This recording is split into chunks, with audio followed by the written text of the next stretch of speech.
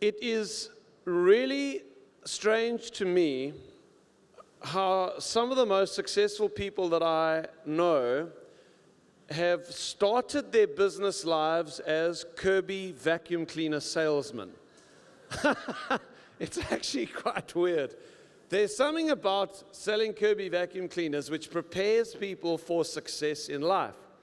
You'll remember last year I told the story of my friend Bertie Lawrence, who was a serial entrepreneur. I told you the story about how he negotiated to get off nachos delivered to him, and then he was going to sell them on to the farmers. He had the contract with the farmers, and the first day a truck arrived, and like deet, and the thing like dumped a ton of nachos on his front lawn.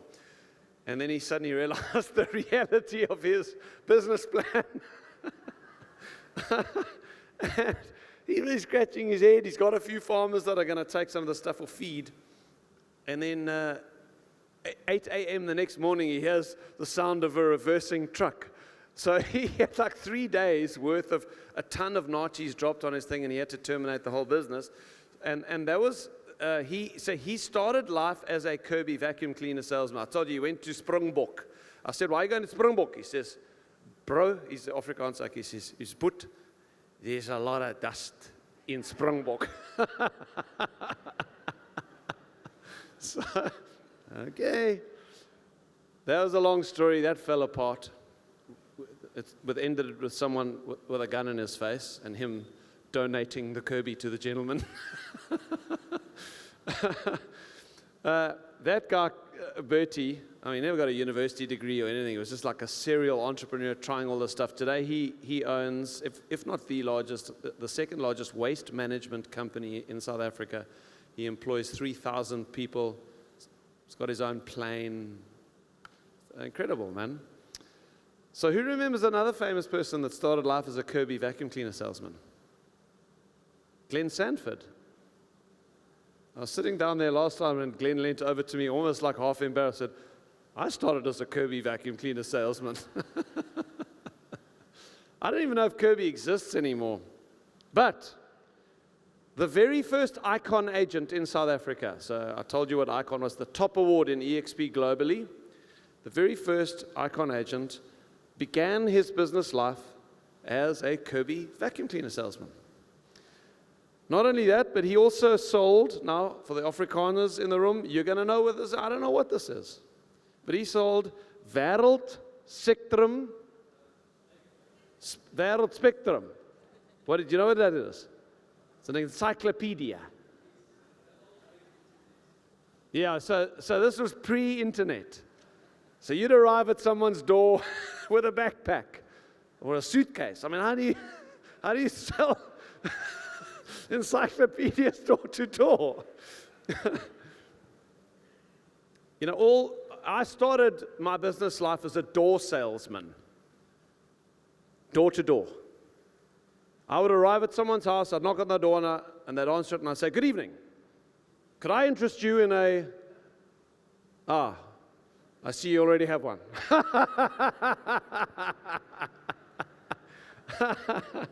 I didn't start my life as a door salesman. It's just a joke. Okay?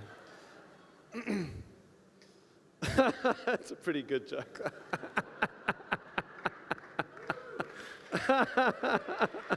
Hey! Anyway, this is the longest introduction in history. Johan's fallen asleep somewhere. Where is he? Up at the back. I am getting to you, Johan. So Johan Nolan is South Africa's first Icon agent. He later worked as a financial advisor after the door-to-door stuff. In 2004, he joined Remax. And he won a lot of awards while he was at Remax. So 2004, 21 years ago. In 2019, because of how successful he'd been at Remax, he was offered the opportunity to go to Dubai and lead a team of 35 agents in Dubai. They felt like, hey, let's do it. It's an adventure. Let's go. So they went to Dubai, did that. After returning to South Africa, Johan then eventually joined EXP Realty in 2023. And I'll tell you what, we're so glad he did. He specializes in plot and plan developments and he does that exceptionally well. They've got a very slick organization out there on the west coast of the Cape. They have got, he's married, he's got 2 grandchildren, and there seems to be no stopping this man for his drive and initiative. And we're very proud of you, Johan, for being the first icon agent in South Africa. And we look forward to hearing from you this morning. So, Johan, Nolan, everybody. Good morning, guys. Who of you know where Veldrift is? Oh, okay. Most people. So it's a small little town up in the west coast, about an hour, 15-hour half from here. And you would think the first icon agent would be somebody from Sandton or Atlantic Seaboard. And that just shows you that anybody can do it. Doesn't matter where you are in South Africa, whether you're in Kraaifontein or Pretoria North or a suburb in Durban, Maritzburg, you can do it. It's about the person. It's not about the area or circumstances. Okay, so I'm going to try and, because everybody asks me, you know, what is your secret? What's your recipe? So I'm going to, there's no secret, unfortunately. So please, before you leave, just hang in there. Your future self is depending on your current self and begging you to pay the price for success. I've seen it in my life, like Steve said, as a door-to-door salesman. You need to pay the price. Nothing comes for free. There's no shortcut. It's not McDonald's drive-through and that. You need to put the work in. If you don't, you'll just be mediocre. You would just go from day to day. Ask yourself, what will your life look like if you don't take action today? What is your motivation? What is your hunger? Are you hungry enough to go to that next level? For Chuck and Angela, it was moving back with his mum. For me, almost similar, with my mum and mother-in-law. So I didn't have a plan B. I had to go forward. I had to, there was no plan B, C, or D. It was plan A, swim or sink. Like most of you, me and my family, we've also got a COVID story. Lost everything. Annalene, my lovely wife, got very ill. She had to get a heart operation. She almost died. So we left Durbanville, went to the West Coast with 2 suitcases in a Uber, didn't have a car, and stayed with family. So I didn't have a plan B. That was my plan A. I had to make it. Not maybe, I'll try to make it, and there's something to fall back on. 0, nothing. Only way is forward. My hunger for success, and that's where it comes in. You need to have that drive. Steve can't give it to you. Your downline, Chuck or Angela cannot give it to you. You need to have it in here. And you need to decide that I'm willing to pay the price to get what I want in life. Whether that might be financially, might be success, the award, the recognition, whatever that might be. It might change for various people. I'm honored to be the first icon agent. I truly didn't. I did it for the money. If I recall and think back, I didn't even know about the icon status, the capping. That's what triggered me. And my dear friend Louise in Langebaan, she signed me up, and I didn't got on board. So Robin then, Johan, when are you going to on board? Just no, this sounds too good to be true. And I waited, and I lost that money actually. And then Louise got Steve there and said, "Luister, nou moet jy teken, papi." And so I did sign up. I did it for the money. That's 75%, but if I pay the company the 150, I can get all the comp. That's what triggered me. Didn't care about the price or the trophies or whatever. So I did it in 6 months. I worked like an animal, 7 days a week. without stop to get to that, because I knew I had to make it. To support my family, I was the main breadwinner for my two lovely daughters, my extended family, so I didn't have an option. Nobody was there everybody suffered during COVID, so nobody's going to give me a free pass. Last year at Built, I was, which was tremendous with Glenn Sanford being here, and then I got the status of icon. That was amazing. And I'm working towards doing it again. Why? Because you get all your money back.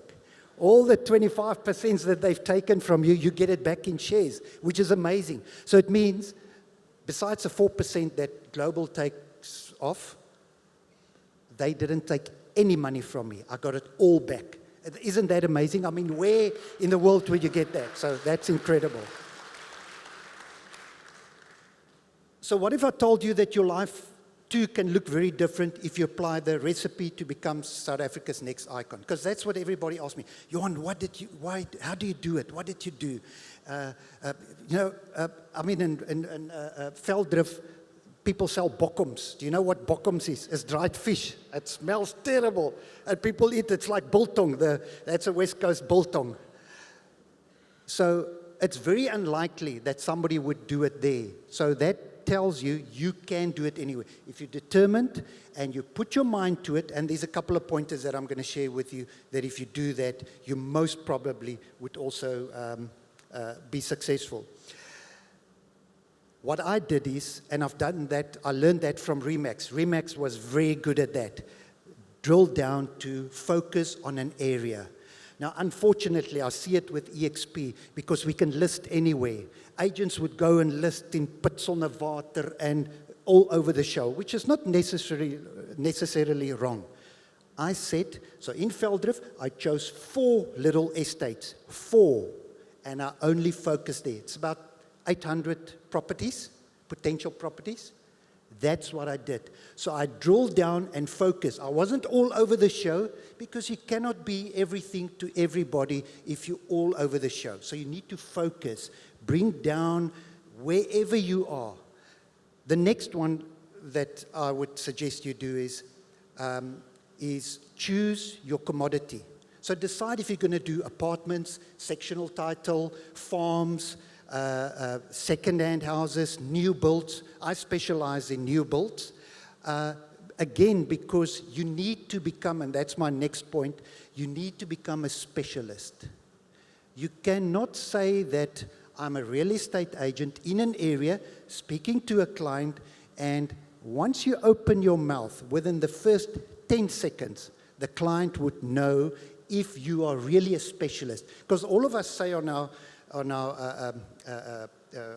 what do you call it, your IDs, what you say, I'm a specialist, I've been in real estate for 20 years, blah, blah, blah. But if you open your mouth, the client would realize immediately, does Johan know what he's talking about? The next thing that is very important is know your stuff, know your numbers. Again, people in this day and age, when we started, some of you that's been in it for 15, 20 years, there was no internet. We had encyclopedias and that. So you could tell people anything and they had to believe it unless they've been a real estate agent. Now, my 10-year-old grandson can Google and say, Opa, this is what it is. So your clients do that. They know sometimes more than the average agent. So you need to know your stuff. You need to know your numbers. What is the average price? What is the rate per square meter? What is the growth year on year on properties? Because property is an investment, whether you're going to stay in it as your primary residence. So you need to know that stuff. And that comes back to what Chuck and Angela were saying. People will only do business with you if they like you and trust you. Now, normally the trust comes before the like. Once you open your mouth, they would say, this person, no, I'm not so sure. Because if you feel uncomfortable, if you don't know your stuff, you're not going to be comfortable, you're not going to be on top of it, and they would pick it up. I think Neil said yesterday, they sniff it out. So you need to make sure that you know your stuff. Customer relationships. I never take out a client, never. If somebody calls me and want to go and look at a property, I first meet them. I don't meet a client at a property. I meet them at my little office or a coffee shop or wherever in the car next to the road. I don't take them to the property. Why? I spend most of the times an hour with a client before I take them out. Why do I do that? It's time consuming. Annalene, my wife, knows if I take out a client, she's not going to see me for 3 hours. My viewings take up to 3 hours. Most of it up front is spent in getting to know the client. They might have clicked on a 3-bedroom, 2-bathroom, double garage in a particular area or a particular build, and then sitting down with them, asking them questions, get to know them, telling them about the area. I realized, but these people with a 2-bedroom, 2-bathroom, single garage in a smaller plot would serve them better. That creates trust with them as well, because I'm not just there, I want to sell them whatever they clicked on. And I also don't waste my time. I don't take people out if I'm not sure that that is what they want. So by listening, spending a bit of more time before I take people out serves me well, because my closing ratio is 1-on-1. If I take a person out to the property, I sell it. But my pre-interview is not a 1-on-1 sometimes, a closing ratio. It might be 2 or 3 to 1. So I they might say to me, yeah, we're still looking, we haven't done a pre-approval and that. Then I'm not going to bother taking them out. Really, my time is important to me. I'm a professional. Do you go to the doctor and you say, listen, I don't want to pay you for the consultation, but I just want to hear, do you think it's bad or this? No, you pay him. So I'm being paid in commission, so I don't take people out just for the sake of taking them out. I spend time, and then I would take them out. And then you get a feeling if they're going to really if they tire kickers, like we say, if they're going to waste your time, or they might not be ready. And then I would find out, they need to sell in Gauteng, or they need to sell there, and then it kicks in. I do a lot of deals where I do because they have to sell, so it would be a precondition. And but if I would have just taken them out and just run, I would have wasted time, and that would not happen. Okay, sorry, Cherise, I would get back to the notes. So you need to become a Wikipedia of your area. When I came to Veldrift, there was agents that knows Oom Koos and Auntie Sunny from ages. They grew up there.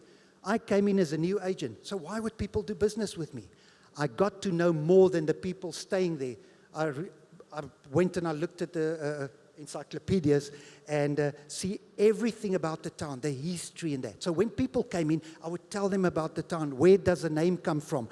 Who stayed here? Who does what here? Blah, blah, blah. All those things. I became the Wikipedia, and that creates trust.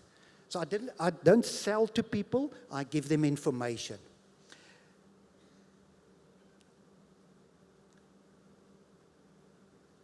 So I always say that we don't actually sell properties. People come to us with a need, a problem. They want to relocate. They want to invest. They want to do whatever with their money. And then we must just solve that. If we give them what they want, we will get what we want. And what is that? The com. So first, give them what they want, and then you'll get what you want. But all these nice things and lead generation and blah, blah, blah, EXP stuff, all these things means nothing if you don't put in the hours. Anybody, Marius, Lisna, everybody that is making some serious money in real estate, the top guy at Remax, there's one common denominator: hard work.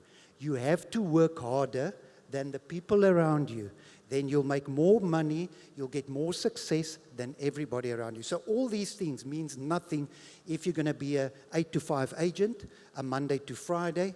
In the first 2 years, I didn't know even the Bulls or who's winning the rugby, who's playing and that, because I was just working every waking moment. Because remember, people look to me or to anybody that's achieved success and say, yes, like here he gets the prize.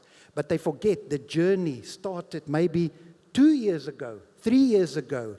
It's not a quick fix, guys, so you have to put in the effort. So next year at Bolt, if you want to sit here and you want to be recognized as an icon or a cap agent, you need to start putting it in now. Unfortunately, there's no quick story, a quick fix for that. When you do all these things, something very interesting happens. It starts creating momentum. People then, without you advertising, without you, and remember, I'm against putting boards up, billboards and things all over and that. I didn't put up one for sale board. I don't believe in for sale boards. I believe in Property 24 and social media marketing. Annalene and my 2 daughters, they help with that. So it creates momentum. People would pick up the phone and say, but listen, you must be the top dog in this area. I want you to sell my property, or I want to come to you. So it creates momentum if you do all these other small mundane tasks. You become known as the agent, the go-to agent, because of your expertise, because you're focused. You're not all over the show. You get a reputation. You pick up a reputation of a mover and shaker. People say, and people start talking, and they would say, yes, you need to go to this guy. This guy gets it done, and that's what you want. You can't advertise to get that. And then obviously success comes without you. I mean, I didn't even think about capping again, and I capped, and it just goes. And hopefully, God willing, I would reach second time icon before the end of the year. But it's a culmination of things. There's a scripture in the Bible that says, one can put 1,000 to flight, but 2 can put 2,000 to flight. I wouldn't be here today, obviously with God and giving me the strength and everything, and then a family, Annalene, Cherise, Michelle, my grandson that chose the song Thunder, and the latest icon in the making, Shiloh, 2 months old. If they didn't support me, to be honest, I don't even do my own listings. I don't know how to do it. I don't know how to put the stuff, the deal on all the, the FICA on that. Annalene does that. I don't do it. So I'm in a good position that I've got a team. So you need to get a team behind you. Maybe you don't have money to do it straight away, but luckily the whole family, I said, if you want to eat, you need to work. Guys, thank you. God bless you. Remember, there's no quick fix, but hard work, determination, and keep to the basics. Thank you so much. Beautiful. Thank you, Johan. Thanks, Johan. Congrats, man. Cheers, my brother. Thank you.